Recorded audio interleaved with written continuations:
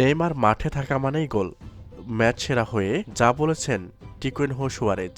দর্শক, পিএসজি ছেড়ে Neymar junior যখন আল হিলালে যোগ দিয়েছিলেন তখন ইনজুরি তাকে কাবু করিয়েছিলেন, কেননা এই ইনজুরির কারণে সে ভালোভাবে খেলতে পারেনি। ইনজুরি তার কাল হয়ে দাঁড়িয়েছে।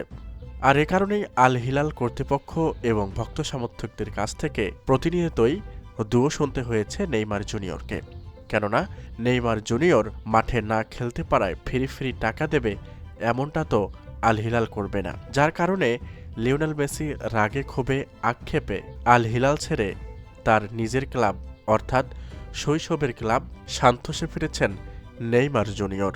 তবে নেইমার জুনিয়র সান্তোসে ফিরে খুব একটা সুখকর হয়নি, কেননা সান্তোসের যে ৩টি ম্যাচ খেলেছেন সেখানে নেইমার জুনিয়র থাকা অবস্থায় কোনো ম্যাচ জিততে পারেনি সান্তোস।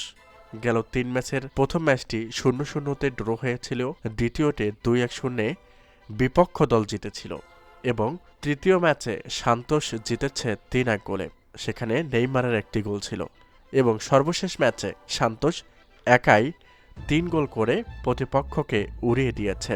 তবে এই ম্যাচ জেতার পর নেইমারকে নিয়ে বোমা ফাটিয়েছেন টিকুইনহো সুয়ারেজ। তিনি ম্যাচ সেরা হয়ে বলেছেন, নেইমার জুনিয়র মাঠে থাকা মানেই আমাদের গোল হওয়া, কেননা নেইমার মাঠে থাকলে আমাদের সাহস বেড়ে যায়, সাহস দ্বিগুণ হয়ে যায়, কেননা নেইমার জুনিয়র বিশ্বসেরা প্লেয়ার। সে যদি আমাদের সাথে থাকে, সে গোল করুক বা না করুক, তাকে আমরা প্রত্যেকবারেই মাঠে নামাবো। তিনি আরও বলেন, নেইমারকে আর ছাড়ার কোনো কথা নেই, নেইমার এখানেই থাকবে। তো দর্শক, সব মিলিয়ে টিকুইনহো সুয়ারেজের এমন কথায় আপনাদের মতামত অবশ্যই কাম্য। ধন্যবাদ।